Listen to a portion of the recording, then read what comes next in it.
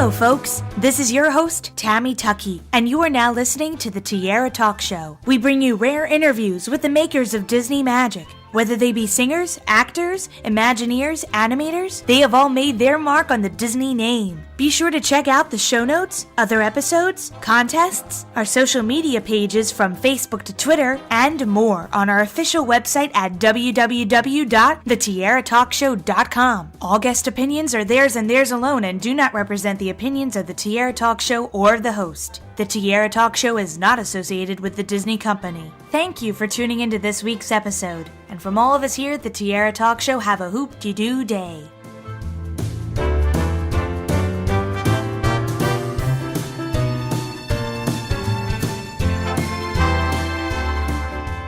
I'm excited to welcome this week's Tiara Talk Show guest, Disney animator Randy Cartwright, to the show. Welcome, Randy. Hello there. It's great to have you on the show because I've seen you. One of my favorite documentaries ever is Waking Sleeping Beauty, which we're going to talk about, not just yet. So that's kind of how I was introduced to you, although I've seen your work several times in Pete's Dragon and other such films. So let's get right into it because I'd like to hear about how you became an animator. Yeah, for me, it started when I was in 6th grade.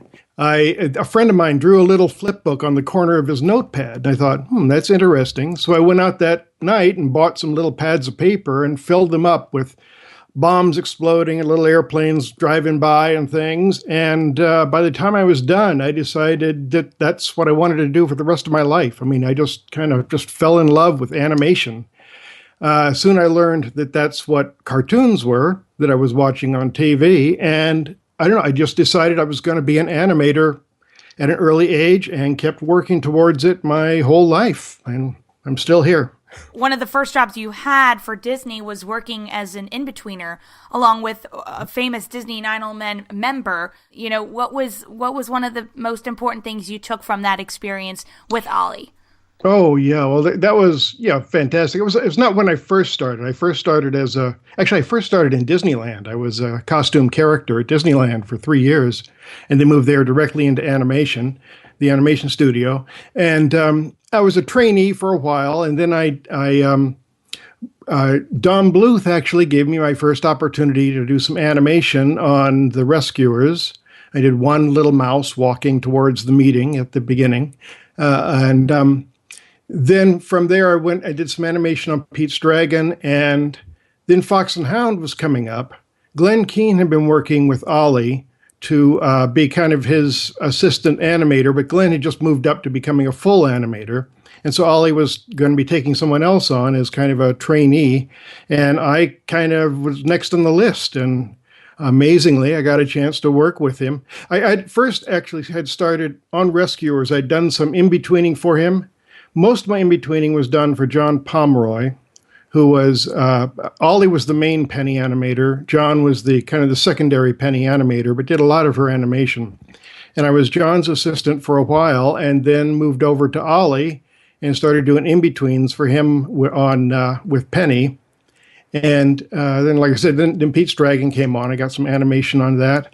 And then I just started on the small one, doing a little bit of animation on that when Ollie took me on as an assistant or kind of a trainee on The Fox and the Hound, which was, kind of breathtaking to get a chance to work closely with him. And so I worked with him in his last few months before he retired, and he and Frank did their book, The Illusion of Life. Well, when I worked with him, I would first just do some drawings of the characters and bring them to him, and then he would draw over them, showing me, how to improve my drawing. And I've kept my drawings and his drawings from that time. And my God, I don't even know how I had a job at that point. My drawings were so crude compared to his. But yeah, he would go over that, and I would do my animation for the Fox and Hound, and then bring it to him, and he would critique it and kind of give me pointers on animation. And then he would kind of sit back and kind of reminisce about his years at Disney, which was kind of amazing because he knew he was going to be retiring pretty soon. And I like how in Waking Sleeping Beauty, and now I'm going to tie this into the documentary because I like how we saw a behind-the-scenes glimpse of what was going on with some of the home videos. Were they your home videos? Because I know you host the actual introductions to almost all the animators, and I love that because you're a very great personality who likes to talk to a lot of different individuals. Well, what happened was I bought a new movie camera. It was an 8mm Super 8 movie camera with sound, and it also took 200-foot cartridges, which were a normal 8mm cartridge was 50 feet. Most cameras ran that, but this one ran a 200-foot, which had like big Mickey Mouse ears kind of things on top of the camera to hold it. And so I wanted to try out the new camera just to see what it was like. And so I decided I'll just bring it to work sometime and just kind of film what's going on at work. So that's what I did, mainly to test out the camera. My idea was when I did that was to start out in front of the animation studio and then kind of walk around without any cuts. So you can just see kind of a little slice of time from that period of time. I didn't tell anybody I was going to do it except for John Lasseter, who was working next to me and was the cameraman. And so we just wandered around and just wandered into people's rooms and see what they were doing. The one person I had told that I was going to do it sometime was Ed Gombert. He was so was he animating that? I think he was animating. Yeah. And he knew that I was going to do it sometime. He didn't know exactly when. And so in the movie, I'll walk into Ed's room saying, "This is Ed Gombert," and the room's empty. Well, I found out later that actually he's hiding under his desk because he didn't want to be filmed. Gosh, I wish I had taken the camera and looked down under his desk. To find him under there would have been a great moment, but yeah, I did. It seemed like a lot of films during that time period, which is covered by Waking Sleeping Beauty, were not as recognized as they should have been. And another one that's kind of briefly mentioned is The Brave Little Toaster. And it's always mentioned on our podcast because we've had the director Jerry Rees on and Rebecca and David Newman. And I just love the film. I remember watching it over and over again on VHS tape, and it's gotten a cult following. And you worked on this film as well. It was a unique project for you, wouldn't you say? Oh, yeah. Actually, because of the Black Cauldron, I worked on Mickey Christmas Carol after that and some other things. But then I had an opportunity. They offered me an opportunity to work in Japan on a Japanese movie, Little Nemo, Little Nemo in Slumberland, not the fish. And so the opportunity to live in Japan was too good an opportunity to pass up. So I left Disney, told them I'm doing this just because it's a life experience I had to try, and they understood. They said, I'm welcome back anytime. And so I left and was 2 years living in Japan working on that. And when that finished, Toaster was just starting up, and Toaster was going to be done in Taiwan, still in Asia. And I just loved living in Asia and experiencing other countries and other cultures. So that's one of the things that drew me into it. Yeah, really kind of a fun experience. It wasn't that I was only on it for a little over 6 months. I wish I'd been involved longer, but that's how long it took for me to do my part. Actually, when I first started as a trainee, Jerry was an intern getting some artwork ready for the first year of the Cal Arts program. So I knew him from my very first days of starting at Disney. Oh, Rebecca also, she was my assistant on Fox and Hound originally. Yeah, we worked together for quite a while. She would do I would do all the rough animation. She would do all my in-betweens for me. And also Pete's Dragon, I don't want to not mention that. And so you worked on this as an animator of Elliot. Yep, yeah, I did. Pete's Dragon, pretty much Don was in charge of directing that stuff, and he gave me my first opportunity to do some full animation after I'd done a little bit on Pete's Dragon.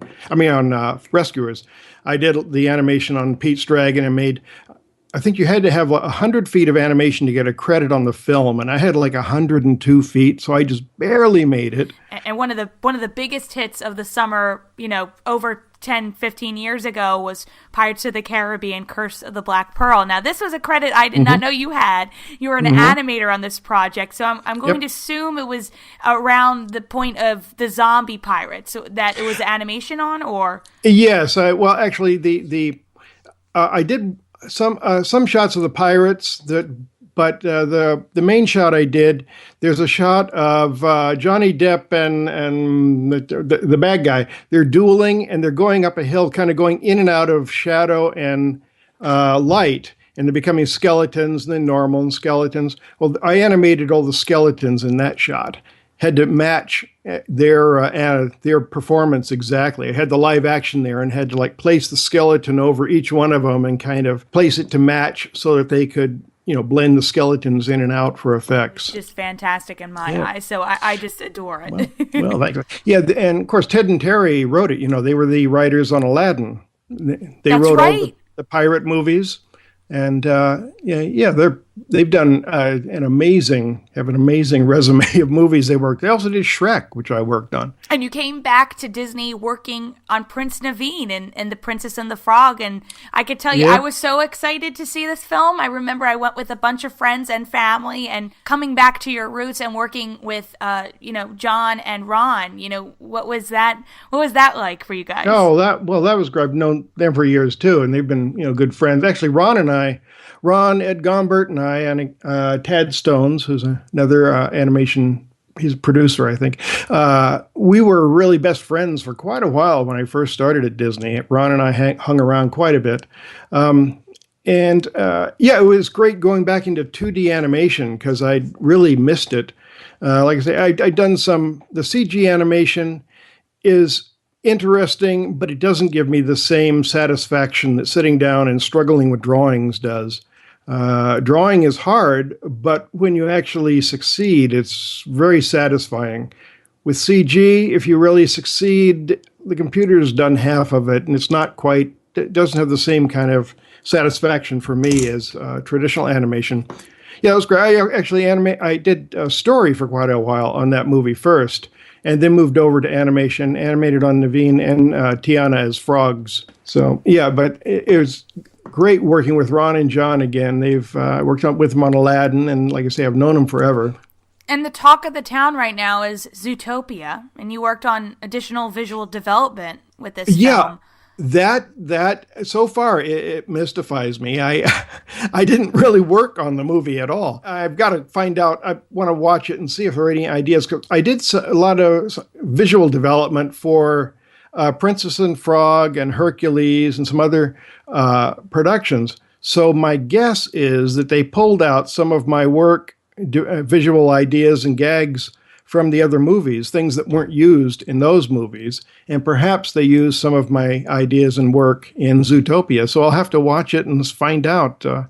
And I'll be calling someone too and finding out why my name's on there, but it's nice to be part of it. It was really good. I think you'll be very proud with it. And John and Ron are currently working on Moana. Is there any chance or possibility that you might be coming back to work with them on this next project? Well, not for Moana. That's really almost finishing up. But you never know for the future. It's, things get moved around and sometimes opportunities happen and you get a chance to go where you want. And other times you got to just go where the world takes you, So I would love to work with them again. We'll see what they try to do after Moana. And we can finally end our interview with 3 Disney questions I always ask my guests. I call them the Fab 3. So we'll start with the Donald one, which is, as a child, what Disney film was one of your favorites to see in the movie theater? Actually, let's see, would it be? It would be Alice in Wonderland was one that really affected me. I think just the wackiness of it and the color, the design, the Mary Blair design and colors and everything just really intrigued me. The nuttiness of that movie just really attracted me a lot. So that's probably what would be my favorite back then. And our goofy question, what Disney character do you think would be your best friend if you met them in person? My best friend? Oh, probably Chernabog, from Black Mountain. No. If I met him in person, Disney character. Oh, Mickey Mouse, because he's everybody's friend. Yeah. Well, since you said Mickey, let's go to our Mickey question. If I asked you to name any Disney song at this very moment, what immediately comes to mind? When You Wish Upon a Star. That song still, when I listen to it, when you really listen to it, it still kind of moves me. I don't know why, just something about the chords and the way it works. It can still almost bring a tear to my eye sometimes when you really listen to it. And since your lovely singing voice sung us out at Waking Sleeping Beauty, would you mind singing us out for this interview? My voice still works. It was a while ago. When you wish upon a star, makes a difference how old you are, and your voice doesn't work as well. I don't know. Thank you so much for coming on the show, Randy. You have a wonderful voice. We'll have to sing a duet later on. Yeah, I'd love to hear you match that. Yeah.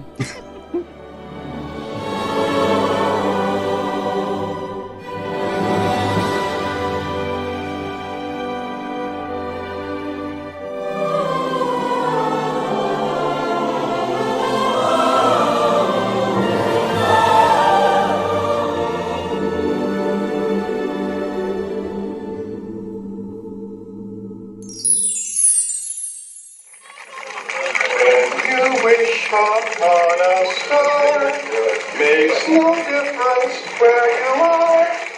When you wish upon a star, your dreams come true.